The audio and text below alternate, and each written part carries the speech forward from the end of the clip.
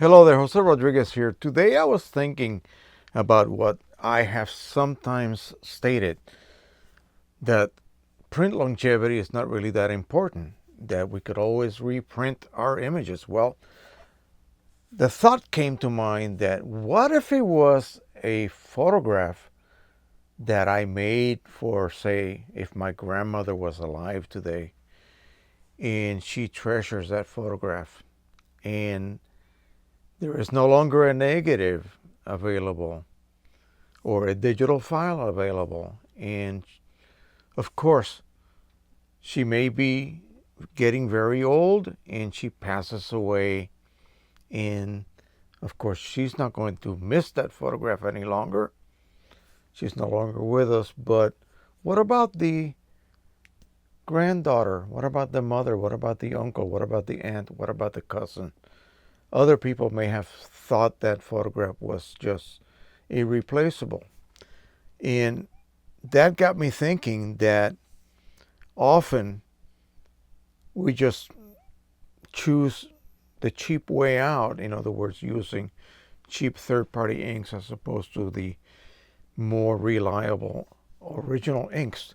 And as you know, I try to use original inks as much as I possibly can in most of my Epson printers by choosing a way of buying large format carts that I can extract ink from. And that affords me the luxury of printing with OEM inks, which then translates to maximum longevity. But let's just talk about the older days. I want to show you a picture that I have may have already shown you in my little talks about film photography. You have seen Nathan. I got a picture of Nathan here that you may have seen before.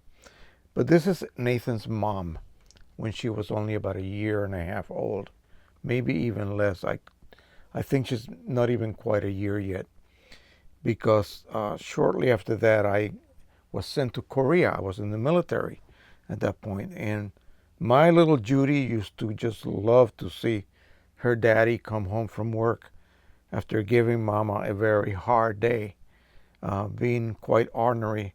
She would be nothing but smiles when Daddy got home. Can you imagine me losing this print? I don't even know what the negative is. I may not even have this negative any longer.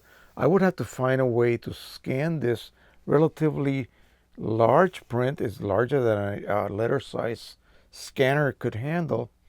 I would have to scan it somehow and preserve it digitally and maybe even restore it.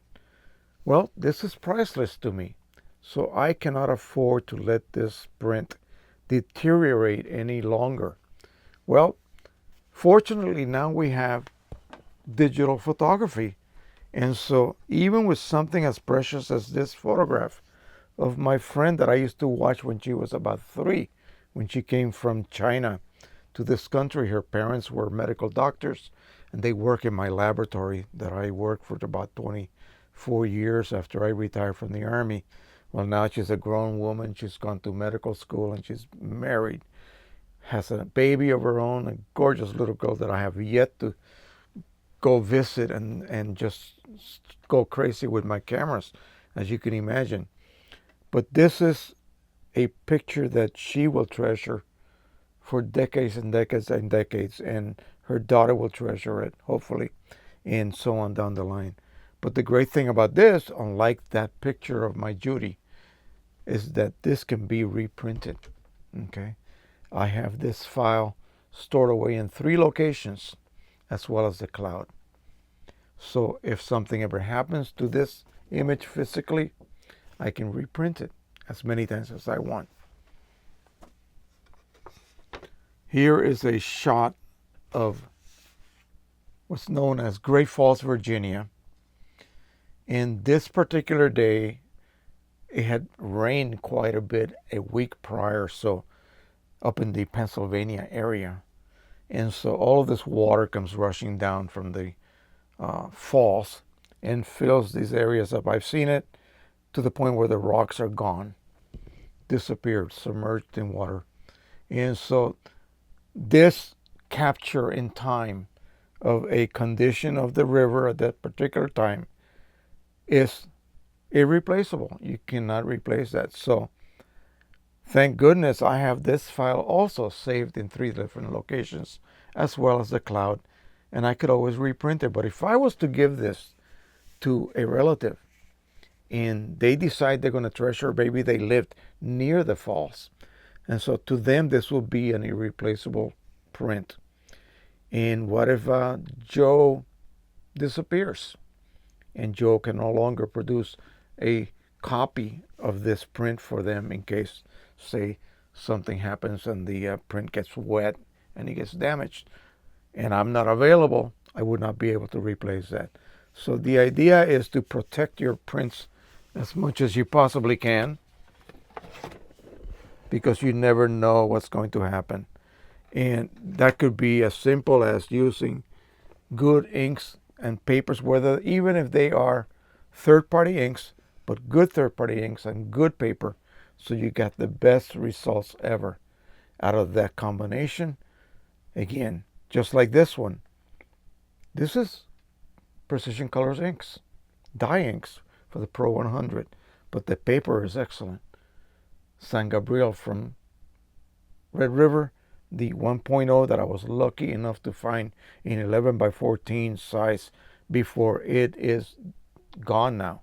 And I have a roll of 50 feet of 17-inch wide paper yet that I have yet to open. And so I will be able to print on that Pro 100 gorgeous prints like this. And I guarantee you this will last decades under glass.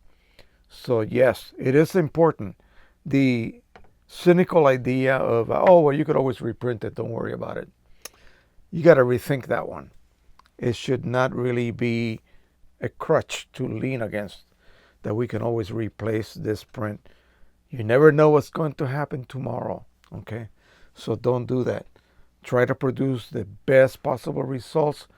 Try to inject into that product the ability for it to last as long as possible. And there are ways to achieve that, even with affordable paper ink combinations, okay? Not necessarily original inks, although that would be the best. But this is a prime example of what you can achieve with a low-cost option for the Pro 100. Great paper, and by simply putting it under glass, I can assure you this print will last decades without ever fading. And don't put it outside in the sun. Of course it's going to fade. Anything is. Your card's paint will fade in the sun if you don't protect it with wax. All right. So that is it. That was just my little opinion video. I used to think the cynical way before, but I read a nice thread that was talking along those subject matters, and they made me wake up a little bit, and so I have changed my mind. All right, thank you once again. Please don't forget to consider signing up for Patreon to support this channel. That is www.patreon.com/J Toolman. I keep talking about that, and I don't mean to be pushy about it, but that's the way that I can finally receive steady income that can keep this channel alive. Because if the income drops any more than it's already dropped, all we're going to do is talk here. And I want to be able to give you demonstrations of materials, media, in other words, inks, printers. All right, so thank you once again. We are about that close to a 2 million views total situation here. Wow, I thought that would never come. So I'm excited about that. And also in a couple of weeks, the 6,000 subscriber celebration, we're going to probably have that at the same time, I hope. All right, so thank you once again. Please subscribe, share, and like. As always, happy printing. Bye-bye.